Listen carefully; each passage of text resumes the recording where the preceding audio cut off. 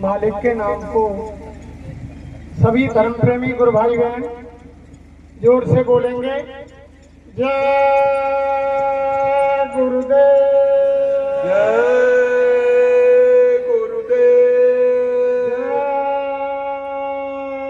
गुरुदेव, जय गुरुदेव, जय गुरुदेव,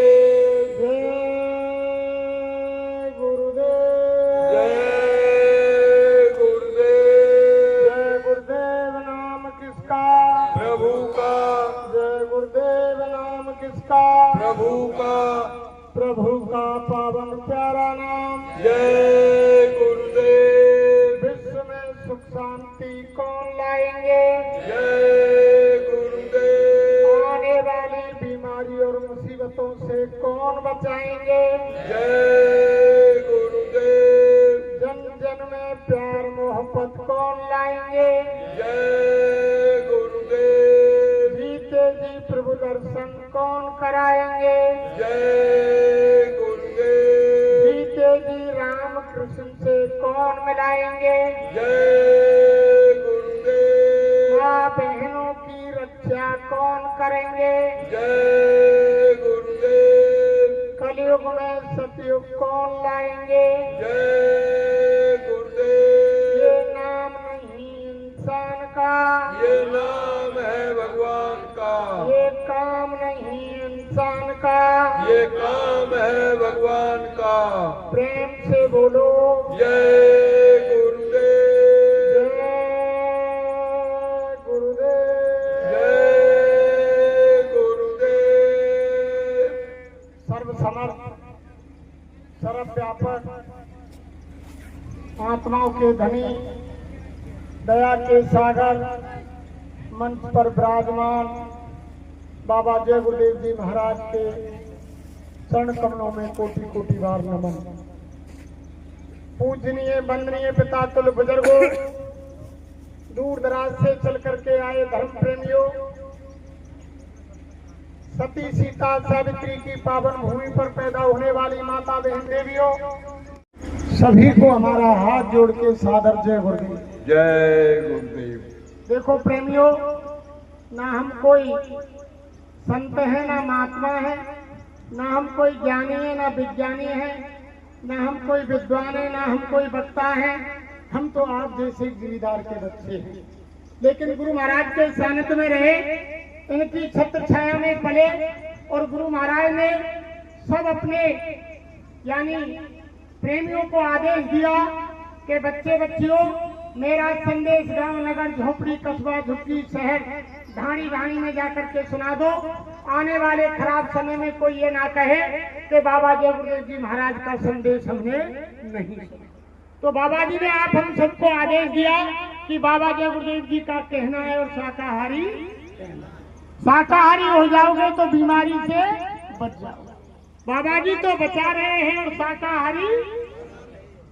गुरु महाराज ने संदेश दिया कि मेरा यानी संदेश हिंदू मुसलमान सिख ईसाई कोई धर्म हो, कोई कौमियत हो, कोई जाति हो, बाबा जय गुरुदेव जी महाराज का संदेश किसी जाति विशेष के लिए नहीं है प्रेमियों। उनका संदेश धरती पर रहने वाले सभी इंसान यानी सभी मानव जाति के लिए है। हिंदू मुसलमान सिख ईसाई के लिए उनका संदेश ये है कि अच्छा खाना, ये इंसानों का भोजन नहीं है, ये मनुष्य का खान पान नहीं है जो आप मांस मछली अंडा शराब खा पी रहे हो। कोई भी धर्मशास्त्र नहीं कहता कि आप मांस खाओ, अंडा खाओ, शराब पियो। भगवान राम 14 वर्ष वनवास में रहे, उन्होंने कंदमूल फल उगल के फल खाए, लेकिन अपनी भूख को शांत करने के लिए किसी जीव जंतु की हत्या नहीं की, किसी को नहीं। भगवान कृष्ण ने यानी माखन मछली घी दूध उन्होंने खाया। यानी जो किसी भी मजहब में आके दीजिए, कोई मजहब धर्म ये नहीं कहता कि आप मांस खाओ, शराब पियो, अंडा खाओ। बाबा जय गुरुदेव जी आपको बताना चाहते हैं प्रेमियों, अगर आपने बाबा जी की बात को नहीं माना तो आपके शरीर के अंदर इस अखाद्य भोजन से ऐसी ऐसी बीमारियां प्रवेश कर जाएंगी कि लाइलाज हो जाओगे, आपकी बीमारियों का इलाज नहीं होगा, आप अस्पताल में जाओगे, डॉक्टर आपकी बीमारी को देख करके हाथ खड़ा कर देंगे, अस्पताल छोड़कर भाग जाएंगे और 1 रुपए की दवा 100 रुपए में नहीं। घर के कोने में बैठकर आप रोगे और आपको महात्माओं की बात याद आएगी और मजबूर होकर के महात्माओं की बात आपको माननी पड़ेगी और झंडे के नीचे आना पड़ेगा और जब उन्हें बोलना पड़ेगा, कोई चारा नहीं होगा। तो बाबा जी तो आपको बता रहे हैं, छोटी सी गुरु महाराज की स्टाइल आप देखिए लगी हुई है। जय गुरुदेव भाई आपको साहब। मालिक ने दया करके दिया है। अब की बार अगर सुनहरा मौका निकल गया तो फिर आपको नहीं भी काफी सुनहरा यह मौका देखने को आया। मौसम गुरुवारी वैसे दयावत देखिए कितना ठंडा मौसम। रात को यहाँ ऐसा अनुभव हो रहा है कि कुछ बरसातें हुई है। जैसे हमारे भरतपुर जिले में भी हल्की वहाँ बरसात हुई थी। यानी जानवर है जो शाकाहारी है, गाय गधा घोड़ा, अब देखो उनके चारे में यानी उनके अंदर तो केवल 4 तत्व है, हमारे आपके अंदर तो 5 तत्व है। लेकिन अच्छा बुरा सभी जानते हैं, अगर उनके चारे में कोई गलत चीज डाल दी जाए तो वो मुंह नहीं मारेंगे, खड़े हो जाएंगे और आप हम यानी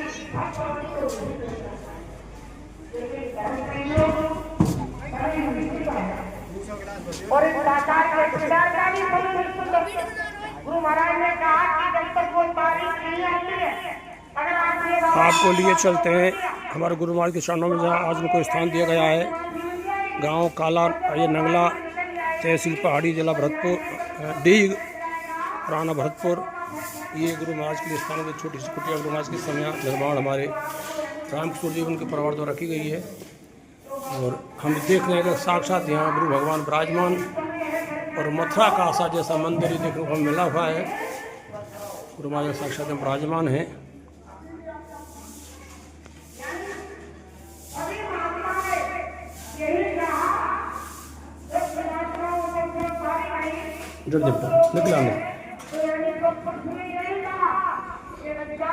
निकला नहीं और तुम नाम का जाप करते हुए और मेरे आई धाम को पूरे लौट के आ जाना, लेकिन आप हमको याद रखें। महात्माओं ने कहानी के माध्यम से बताया कि कोई भाई बीमार पड़ गया। जब कोई भाई बीमार पड़ गया तो बैठ के पास गया, और दवा लेने के बाद कहा कि बच्चा हल्का होने देना, खिचड़ी बनाकर खाना, खिचड़ी।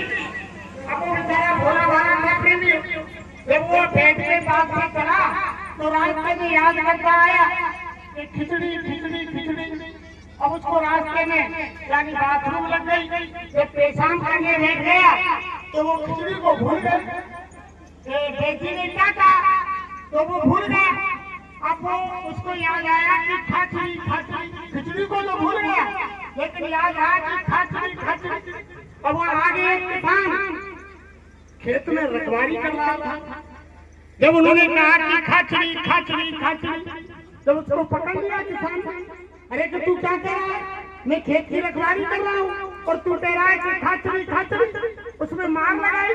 जब मार लगाने के बाद उसने कहा कि भैया मेरा क्या कसूर है? अरे कि तुम कह रहे हो कि खाचड़ी खाचड़ी, तो भैया क्या कहूँ कि ये लो उड़चिड़ी उड़चिड़ी उड़चिड़ी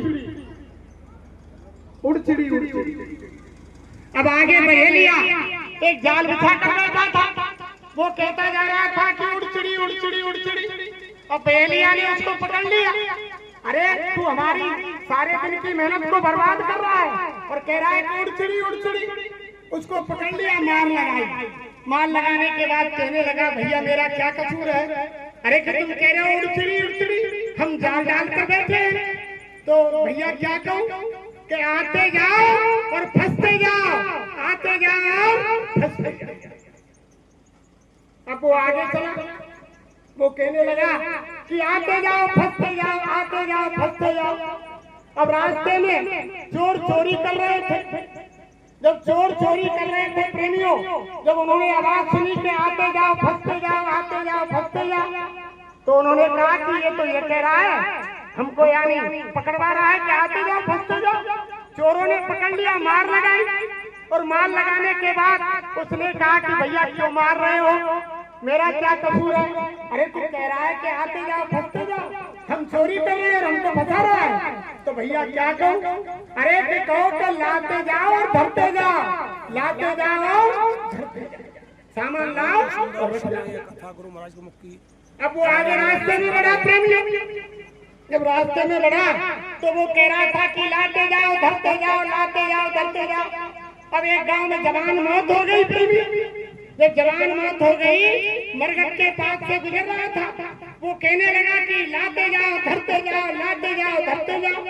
अब गांव वालों को गुस्सा आ गई कि ये कह रहा है कि लाते जाओ धरते जाओ, हमारा तो जवान आदमी चला गया। उसको पकड़ लिया, मार लगा। अब वो मार खाने के बाद कहने लगा कि भैया क्या कसूर है, क्यों मार रहे हो? अरे तुम ऐसा क्यों कह रहे हो कि लाते जाओ धरते जाओ? एक जवान मौत हो गई और फिर भी और कह रहे हो कि लाते जाओ धरते जाओ। तो भैया तुम ही बताओ क्या कहो कि ऐसा दिन किसी को ना आए। उन्होंने कहा कि ऐसा दिन किसी को नहीं आए, ऐसा दिन किसी के सामने नहीं आए। अब वो कहने लगा कि ऐसा दिन यानी कोई नहीं देखे भैया, ऐसा दिन किसी के सामने नहीं आए। जब वो कहता जा रहा था, एक गांव में दूल्हा घोड़ी पर बैठकर यानी चढ़ाई हो रही थी, तोरण मारने जा रहा था दरवाजे पर शादी के लिए। अब वो कह रहा था कि ऐसा दिन किसी को न आए, ऐसा दिन किसी को न आए। अब गांव वालों ने पकड़ लिया कि बड़ी मुश्किल से तो कोशिश करने पर शादी है रही, बड़े जय जवान लगाए तब तो शादी हो रही है, और ये कह रहा है कि ऐसा दिन किसी को नहीं आया। यानी पकड़ लिया बरातियों ने, मार लगाई। जब मार लगाने के बाद वो कहने लगा कि भैया क्या कसूर है बताओ? अरे कि तू कह रहा है कि ऐसा दिन किसी के सामने नहीं आए, ऐसा दिन कोई नहीं देखे, मुश्किल से तो शादी हो रही है और तू मना करता है।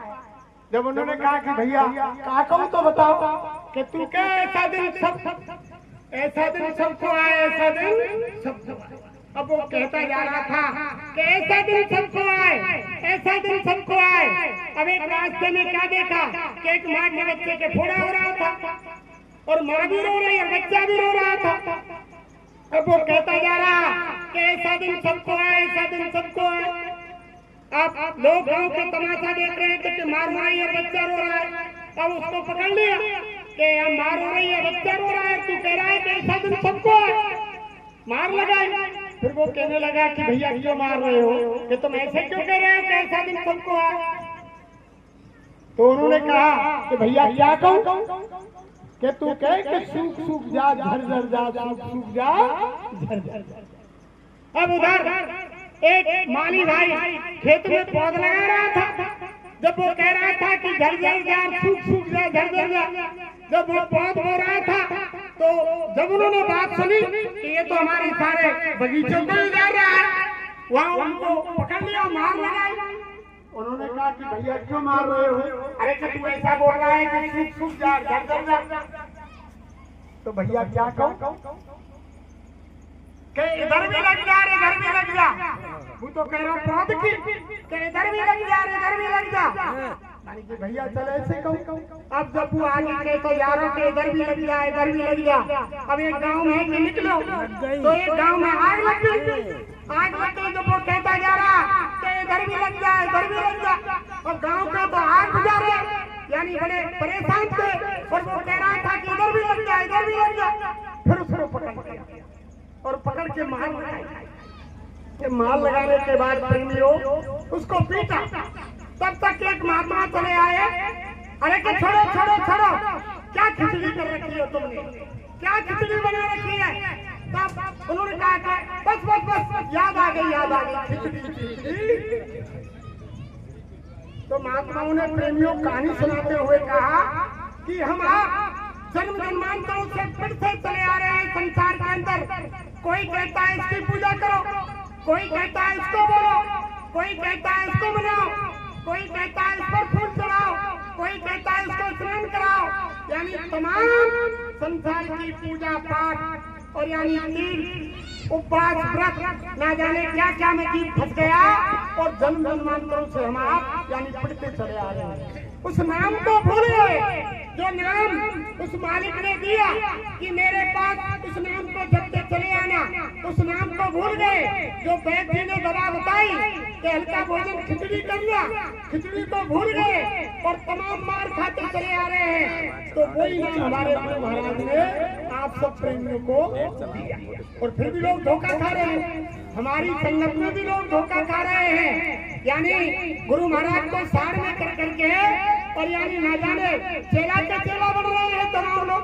क्या क्या कर रहे हैं? अरे गुरु महाराज ने साफ शब्दों में कहा कि हम आए हुए देश से जहाँ तुम्हारा धाम और तुमको घर पहुँचा दो एक हमारो एक काम लेकर गुरु महाराज। और हम तुम फंस रहे हैं फिर भी नहीं समझ पा रहे हैं। प्रार्थना हम प्रार्थना बोलते हैं, क्या बोलते हैं? मन तू भजो गुरु का नाम, मन तू भजो गुरु का नाम। अरे प्रेमियों, महात्माओं ने कहा और मन को समझाया और मन से कहा, अरे मन, जो गुरु ने तुम्हारे लिए नाम दिया है, जो दौलत दी है, उस नाम को भज, उसको 24 घंटे अंतर में उतार ले। हर वक्त चलते फिरते रोते गाते, यानी खेत में, खलिहान में, घर में, रसोई में, झाड़ू पोछा करते समय हर समय उस नाम का यानी तू ध्यान कर, उसको हृदय में बसा ले, उसका स्मरण कर। मन तू भजो गुरु का नाम, जो मालिक ने नाम दिया है उसका स्मरण कर। फिर आगे क्या कहा कि दया मेहर से नर्तन पाया और मत करना अब मन तू भजो गुरु का नाम। आपने देखा हर अमर संदेश के अंदर जो गुरु महाराज ने किताब निकलवाई अमर संदेश, उसके पहले पृष्ठ पर ही 3 चीजें लिखी आती है कि कम खाओ और कम खाओ और किसी की निंदा ना सुनो ना यानी करो। 3 चीज लिखी आती हैं, लेकिन हमारे प्रेमी फिर भी नहीं मान रहे हैं। भाई महाराज ने कहा कि कम खाओ। गुरु महाराज बोले कि अगर कम खाओगे, भूख से यानी 1 रोटी आधी रोटी कम खाओगे तो तुम्हारा शरीर यानी तंदुरुस्त और फुर्तीला रहेगा, तुम्हें आलस नहीं आएगा, तुम्हारा ध्यान भजन सुमरन ठीक से बनेगा, तुम्हारे शरीर में कोई बीमारी नहीं होगी। लेकिन हम आप क्या कर रहे हैं? अगर अच्छी रसोई मिल गई, खाने के लिए मिष्ठान और मिठाई मिल गई, जैसे आज भाई रामकिशोर ने पुआ बनवाए हैं, तो जब पुआ न देख के बैठ जाएंगे तो 2 की भूख है तो 4 में, तो बताओ कैसे भजन हो? परमात्मा कह रहे कम खाओ। हमारे गुरु महाराज ने तो ये कहा, अरे बच्चा, हम एक दिन गांव में जाकर के रोटी मांग लाते और रोटियों को लाकर ऊपर अधक टांग देते और 18 घंटा भजन करते, तो भूख लगती 1 रोटी को पानी में डाल देते और जब वो यानी गल जाती उसको खा करके फिर भजन पर बैठ जाते। ये तो यानी भजन जब तक हम कम नहीं खाएंगे तो भजन नहीं। दूसरा है कम खाओ और गम खाओ, यानी बर्दाश्त करो। हम बर्दाश्त नहीं करते हैं। जब हम बर्दाश्त करने लग जाएंगे, गुरु महाराज ने कहा अगर कोई तुमसे कुछ कहता है तो तुम उसको बर्दाश्त कर, लौट के जवाब मत दो। वो प्रेम घर में जाकर सोचेगा कि मैंने उससे गालियां दी, तमाम अपशब्द कहे, बुरा भला कहा, लेकिन उसने जबान नहीं खोली, गलती मेरी है, वो स्वयं गलती का एहसास करेगा तो हम गंभीर दिखाते हैं। तीसरी बात, किसी की निंदा मत सुनो और किसी की निंदा मत करो। अगर आप निंदा करेंगे, निंदा सुनेंगे तो उनके यानी पाप कर्म के बोझे से आप दब जाओगे। जो गुरु महाराज ने वो कहानी सुनाई, आपने सुनी होगी, वो लीद वाली, कि लीद तो खानी पड़ेगी। तो आप हम यानी दूसरे की निंदा सुन करके और दूसरे की निंदा करके लीद को क्यों खाते? किसी की लीद मत खाओ। तो क्या कहा कि दया मेहर से नर्तन पाया, मत करना अभिमान और मन तू भजो गुरु का नाम। ये संसार रंग का सपना आए किया विश्राम। अरे प्रेमियों, ये संसार ऐसा है जैसे सपने में यानी आप राजा बनाए, न जाने क्या बनाए, और जब आँख खुली जैसे के तैसे खाट में पड़े हुए हैं, ऐसे ही प्रेमियों ये संसार है। एक दिन आप हमको यहाँ से जाना है। जो भी हम साजो सामान यहाँ इकट्ठा कर रहे हैं, एक सुई की नोक के बराबर कोई चीज हमारे और आपके साथ जाने वाली नहीं। और क्या चला है? महात्मा कहते हैं जिस शरीर के ऊपर, जिस रंग रूप के ऊपर, जिस अपनी जवानी के ऊपर हम घमंड कर रहे हैं, ये शरीर भी हमारा तुम्हारा नहीं है। जब हमारी संपत्ति पूंजी खत्म हो जाएगी, वो मकान मालिक वहाँ से चालान काट देगा और उसके सिपाही वो चालान लेकर आ जाएंगे और जबरन इस मनुष्य शरीर से जीवात्मा को निकालकर बाहर खड़ा कर देंगे। ये शरीर आराम से जमीन पर गिर जाएगा। दुनिया का कोई साजो सामान तुम्हारे साथ नहीं जाएगा। इसलिए महात्मा कह रहे हैं कि मन तू भजो गुरु का। फिर आगे कहता है कि एक दिन खाली पड़ा रहेगा और जाए बसे शमशान। मन तू भजो गुरु का। एक दिन खाली पड़ा, जिनको हम आप अपना अपना कह रहे हैं। क्या कहता तू मेरा मेरा, ये दुनिया रहना बसेरा, यह कोई न रहने पाता, ये चंद दिनों का डेरा, हम छुट जाएगा, कोई न साथी तेरा साथ निभाएगा, छोड़कर संसार जब तू जाएगा।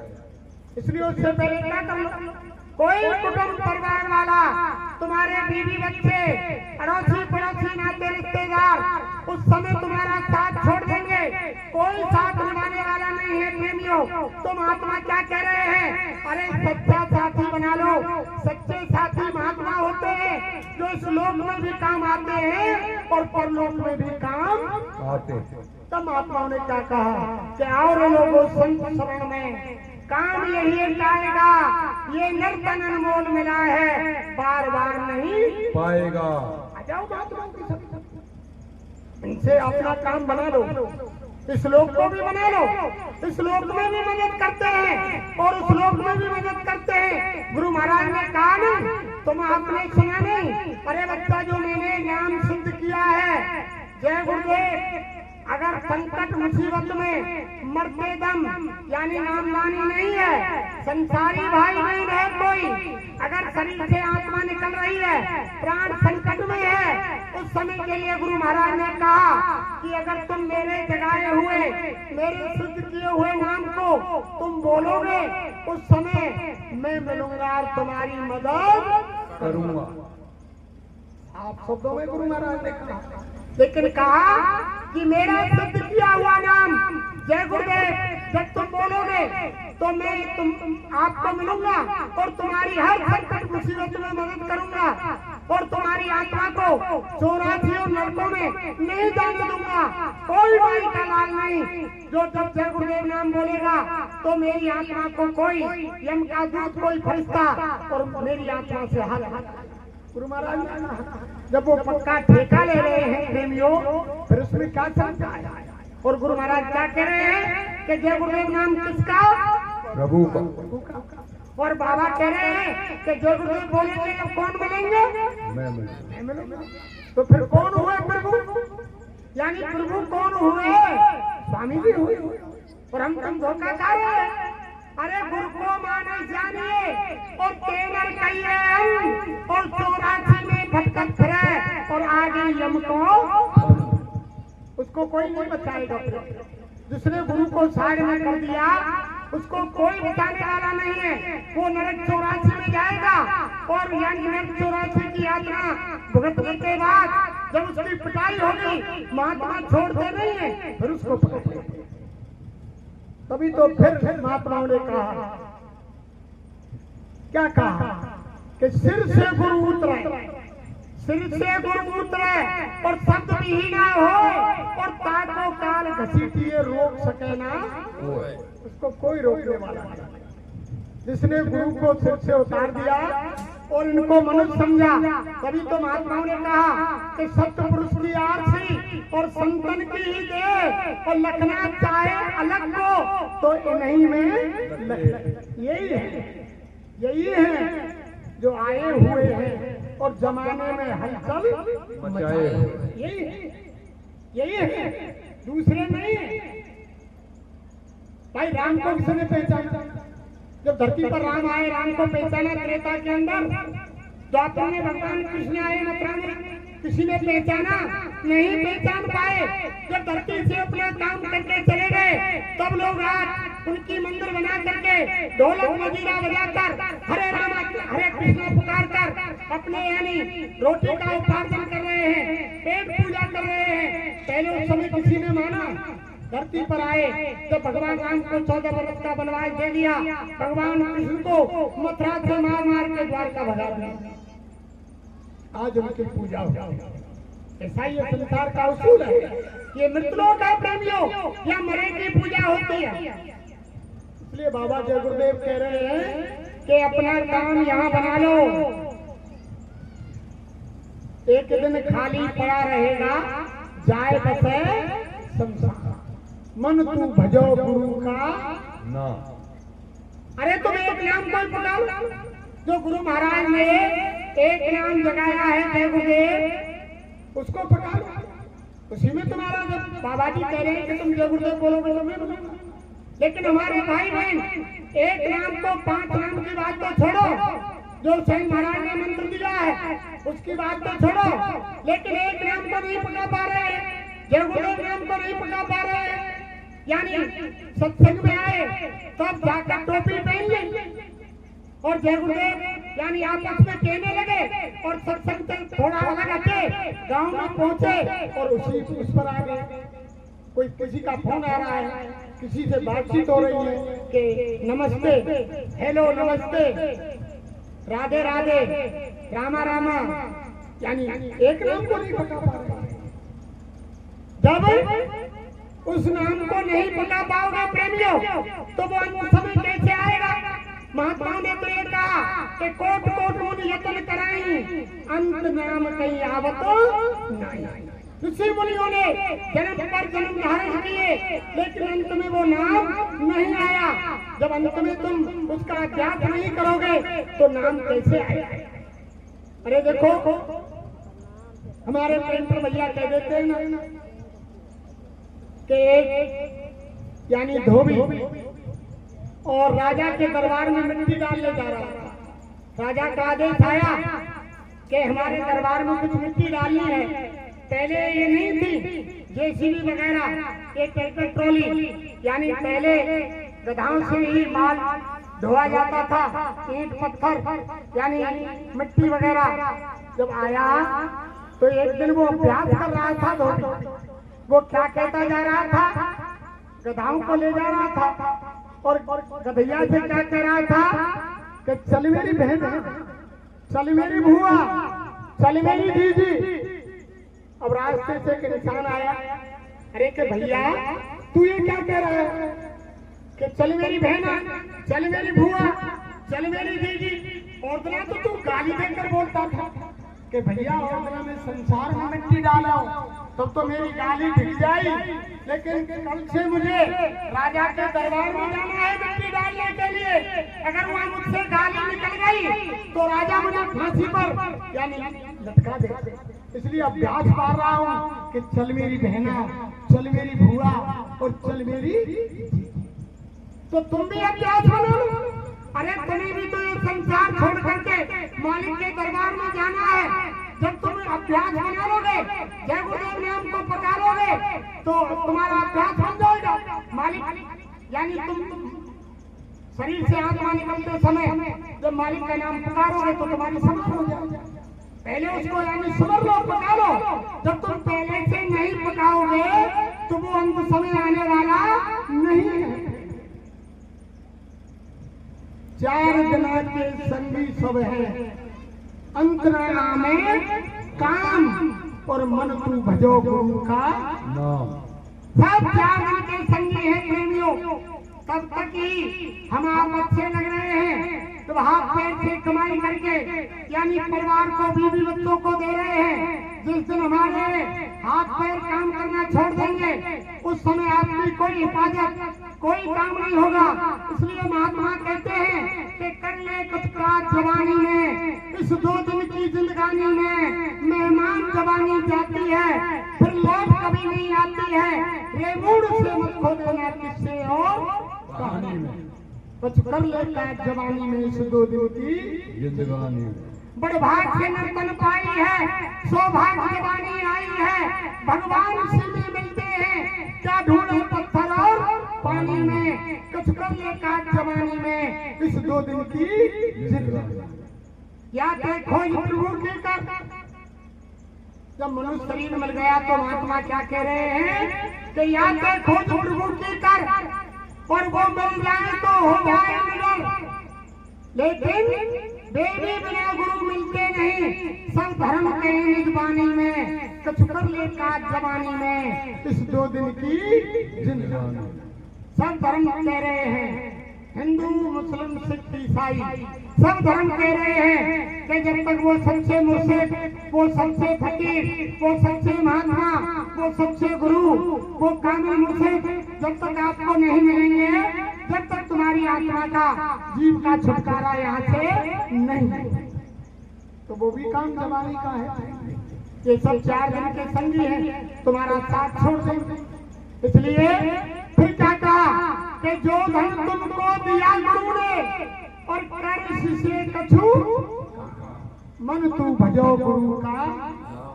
अरे इससे काम कर, जो मालिक ने धन दिया है, हमारे लिए जो नाम बख्शिश दिया है, जो यानी तमाम लोगों की संपदा को दान देने पर भी वो ऐसी बड़ी चीज, वो नामदान, वो नाम धन, वो दौलत नहीं मिलती है, वो हमारे गुरु महाराज ने आप हम भाई बहनों को मुफ्त में दे दी। उसको लेकर के अपना काम, जो धन तुझको दिया गुरु ने, इससे कर तू कर काम, मन तू भजो गुरु का नाम। अंत समय कोई काम ना आवे और संग न जाए सदा, मन तू भजो गुरु का नाम। कोई तुम्हारे अंत समय में कोई संगी साथी नहीं होगा। अरे महात्मा कहते हैं औरत सीमित रहती है मकान तक और समाज जाता है शमशान तक और बेटा जाता है अग्निदान तक और इंसान के कर्म जाते हैं भगवान। कोई चीज साथ जाने वाली नहीं है।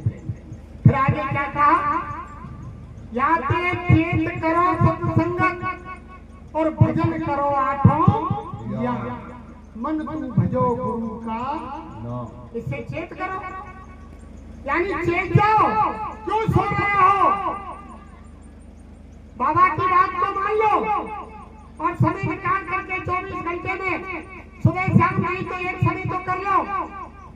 आते चेत करो सत्संग और भजन करो 8 याम, मन तू भजो गुरु का नाम। यही भजन तेरे संग चलेगो और पावेगो आराम, मन तू भजो गुरु का। यही भजन साथ जाएगा प्रेमियों, कोई चीज संसार के साथ जाने वाली नहीं है। और की क्या चलाए, जो सामने भयंकर समय आ रहा है, जो गुरु महाराज ने कहा, अरे बच्चे बच्चियों, अभी तुमने बीमारियां नहीं देखी, लड़ाई झगड़े नहीं देखे, भूकंप नहीं देखे, महंगाई नहीं देखी, भुखमरी नहीं देखी, अकाल वर्षा सूखा नहीं देखा, ये सारी आपदाएं तो भविष्य में आ रही है। उस समय तुम्हारा रुपया पैसा, तुम्हारा मकान गाड़ी घोड़ा बंगला, तुम्हारा परिवार बीवी बच्चे नाते रिश्तेदार पड़ोसी पड़ोसी, उस मुसीबत में कोई तुम्हारे काम आने वाला नहीं। केवल उस समय भजन ही एक ढाल तलवार का काम करेगा, उसी से रक्षा होगी, उसी से सुन पाएगा। यही भजन तेरे संग चलेगो पावेगो आराम, मन तू भजो गुरु का नाम। यही भजन तुम्हारे साथ है। दया है सतगुरु से लेकर चलो त्रिकुटी धाम और मन तू भजो गुरु का नाम। काल कर्म के बंधन छूटे और मिले पुरुष सतनाम, मन तू भजो गुरु का नाम। अरे जो गुरु महाराज ने इस नाम को जगाया है उसको पका लो और जो नाम आपको दिया है समय निकाल करके यानी घाट पर बैठो। जब आप बैठोगे तो मालिक की दया होगी। यानी ये इंतजार मत करो, जो समुद्र में जहाज चलाता है वो समुद्र के किनारे जहाज को पहले जाकर माल भर के रेडी कर देता है। वो यानी ये इंतजार नहीं करता कि ज्वार भाटा आएगा तब मैं जहाज भरूंगा, जब ज्वार भाटा आएगा तो आप जहाज देंगे तो न जाने वो कौन घड़ी आ जाए कोई मालूम नहीं, और यानी वो ज्वार भाटा निकल जाएगा और तुम्हारी घाट इस यानी किनारे से उस किनारे नहीं रह पाएगा। और पहले से ही तैयार तुम समुद्र के किनारे पर जहाज को रखोगे, यानी माल भर के तैयार रखोगे। जब ज्वार भाटा समुद्र में आएगा तो एक दिन दया गुरु महाराज की होगी, वो इस किनारे से उस किनारे तुम्हारी मैया लग जाए। इसलिए घाट पर समय निकाल करके मालिक का भजन, यही भजन सार्थक है, यही तुम्हारे जाएगा। देखो एक राजा ने सोचा कि आज मेरे परिवार में और एक बच्चे का जन्म हुआ है। बड़ी खुशी थी राजा को, बहुत वर्षों के बाद जन्म हुआ। तो राजा ने सोचा कि मैं आज किसी न किसी एक मांगने वाले भिखारी को और खुश करना चाहता हूँ। कितना भी धन ले ले, जब वो खुश हो जाए तब मेरी आत्मा संतुष्ट होगी। तो राजा घर से निकल पड़े, कुछ हाथ में सामान लेकर। जब बाहर निकले प्रेमियों तो रास्ते में एक भिखारी मिला। तो राजा ने पहले समय में तांबे का सिक्का था, राजा ने तांबे का सिक्का भिखारी को दे दिया। जैसे देने लगे हाथ में से छूटा तो नाली में गिर गया। जब सिक्का गिर गया तो भिखारी उस सिक्के के लिए नाली में हाथ धोने की तैयारी कर रहा था। तब तक राजा ने कहा, ए रुको, गिर जाने दो, ये दूसरा सिक्का ले जाओ। फिर राजा ने तांबे का दूसरा सिक्का दे दिया। सिक्के को लेकर के फिर नाली के पास भिखारी पहुंच गया।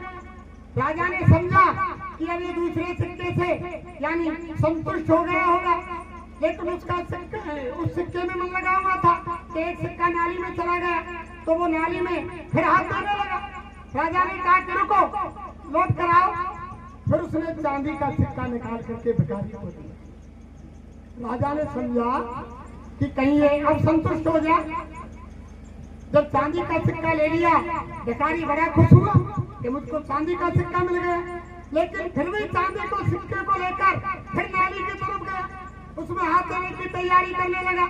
फिर राजा ने सोचा कि अभी ये संतुष्ट नहीं हुआ। फिर उसने कहा कि अरे भैया जरा, फिर उसको सोने का सिक्का निकाल के दिया। जब सोने का सिक्का निकाल के दिया, सोने को देख करके भिखारी बड़ा ही प्रसन्न हुआ, नाचने कूदने लगा। फिर उसको ध्यान आया कि एक तांबे का सिक्का नाली में गिर गया। फिर उस सिक्के की तरफ फिर चला गया, फिर निकालने की तैयारी कर रहा था। राजा ने फिर वापस बुलाया, अरे कि भैया इधर आ। फिर उसको बहुत सारे मोहरे राजा ने दी कि भैया अब तो तुम मेरे दान से संतुष्ट हो। कि हाँ, अब मैं ठीक हूँ, संतुष्ट हूँ। लेकिन 2 कदम बढ़ा, फिर उसके मन में वही आ गया कि वो तांबे का सिक्का नाली में पड़ा हुआ। फिर उसमें हाथ धोने लगा। कोई हमारी तुम्हारी हम। राजा उस भिखारी को संतुष्ट नहीं कर पाया। अब हमारे गुरु महाराज ने कितनी बड़ी दौलत आप हमको दी, लेकिन आप हम उसी तांबे के सिक्के को खोजने में संसार में लगे हुए हैं और संतुष्ट नहीं हो रहे हैं। रात दिन उसी में लगे हुए हैं। बाबा जय गुरुदेव जी महाराज ने इतनी बड़ी दौलत दी है, जो बड़े बड़े राजा महाराजाओं ने पहले समय में 10-10 साल तक महात्माओं के आश्रमों में धोती लंगोटी धोई, लंगर बनाए, झाड़ू लगाए, जूतियां साफ की, जंगल से लकड़ी लाए, भंडारे बनाए, लेकिन उनको नाम की दौलत नहीं मिली। महात्माओं ने कह दिया, अरे बच्चा तुम घर लौट जाओ, तुम इसके लायक नहीं। ये जो नामदान गुरु महाराज ने दिया, ये बड़े बड़े राजा महाराजा ऋषि मुनियों को नहीं मिले। वो वापिस चले आए महात्माओं के दरवाजे से, और हमारे गुरु महाराज ने आप हम भाई बहनों को ऐसी बड़ी दौलत मुफ्त में दे दी, और फिर भी हम आप संसार में फंस रहे हैं। बहुत से हमारे प्रेमी तो यानी जय गुरुदेव संगत को ही छोड़कर और अंत महात्माओं के पास चले गए। जो चले गए, जो गुरु महाराज ने प्रार्थना बुलवाई ना कि गुरु बचा लेंगे जिसको वो बच जाए, गुरु बचा लेंगे जिसको वो बच जाएगा, और फेर लेंगे नजर तो वो फंस जाए। तो फंस जाएगा। गुरु महाराज ने कहा था ना, अरे एक बच्चा महात्मा सीधा डमरू बजाना जानते हैं और वो उल्टा भी बजाना जानते हैं। जब सीधा डमरू बजाते हैं, सही महाराज बोले, तो बच्चा भीड़ इकट्ठी हो जाती है, और जब उल्टा बजाते हैं तब क्या होता है, भीड़ तितर बितर। गुरु महाराज ने सीधा डमरू बजाया, भीड़ इकट्ठी हो गई, और गुरु महाराज की मन पे आई, उल्टा डमरू बजा दिया और सारी भीड़ तितर बितर समझ नहीं पाई। ये बात तो पहले संत महात्माओं ने पहले ही बता दिया। निजामुद्दीन औलिया बड़े फकीर थे, पहुंचे हुए यानी कामिल मुर्शिद थे। जब उनके दरबार में फौज में नौकरी करने वाले सप्रू साहब उनके ऊपर तन मन धन से कुर्बान थे, तो एक दिन जब सत्संग सुन रहे थे सप्रू साहब, जब गुरु महाराज ने कहा, अरे बच्चा, हम उस देश से आए हैं जहां तुम्हारा असली घर है और तुम्हें लेने के लिए हम आए हैं। जब उन्होंने सत्संग समाप्त हो गया प्रेमियों, और हमारे गुरु महाराज की तरह भी कह दिया कि हम आपको लेने आए हैं संसार में, हम आपको लेने आए, हम तुम्हारे निज घर से, तुम्हारे असली देश से। और हमारे गुरु महाराज ने तो बहुत बढ़कर बात की। स्वामी महाराज ने आज तक किसी फकीर औलिया यानी किसी ने नहीं कहा जो गुरु महाराज ने कही कि बच्चा, एक भी जीव जब तक धरती पर रहेगा, मेरा जीव एक भी जब तक धरती पर रहेगा, मैं यहाँ से जाने वाला उनको लेकर के जाएगा, छोड़ने वाले नहीं। और हमारे कुछ प्रेमी कह रहे हैं कि बाबा जी चले गए, और बाबा जी कह रहे हैं कि मुझे गांधी महात्मा मत समझ लेना, जिसको गोली से मार दिया वो महात्मा गांधी राजनीतिक थे, मैं पक्का आध्यात्मवादी हूँ। और मेरे मारने के लिए धरती पर कोई तीर, तलवार, हथगोला, बम गोला, बारूद गोला, एटम बम यानी परमाणु बम, कीटाणु बम, कोई धरती पर ऐसा आचार नहीं बनाए जो बाबा जी को मार दे। पहले के राजनेताओं ने मुझको आजमा कर देख लिया है कि मैं कौन हूँ, मुझे मारने वाला कोई धरती पर। गुरु महाराज ने साथ शब्दों में, अगर मेरी जरूरत पड़ी और यानी परिवर्तन आने में देरी हुई, अगर मेरी जरूरत धरती पर पड़ी, तो बच्चा मैं 4 साल रहूंगा। तो महाराज ने कहा, बच्चा, मेरे काम को कोई दूसरा कर नहीं सकता, और मेरे काम को मुझे करने से कोई माई का लाल रोक नहीं सकता। तो बताओ बाबा जी के काम को कौन कर देगा? और बाबा जी ने कहा कि कलयुग में कलयुग जाएगा, और कलयुग में कुछ हजार वर्ष के लिए सतयुग आएगा। तो बाबा जी के जो 30 करोड़, 40 करोड़, 45 करोड़ चेला हैं, क्या ये कलयुग में कलयुग को बता कर देंगे? कलयुग में सतयुग को ले आएंगे? और यानी अभी कलयुग गया नहीं और सतयुग आया नहीं, और लोग कह रहे हैं कि बाबा जी चले गए।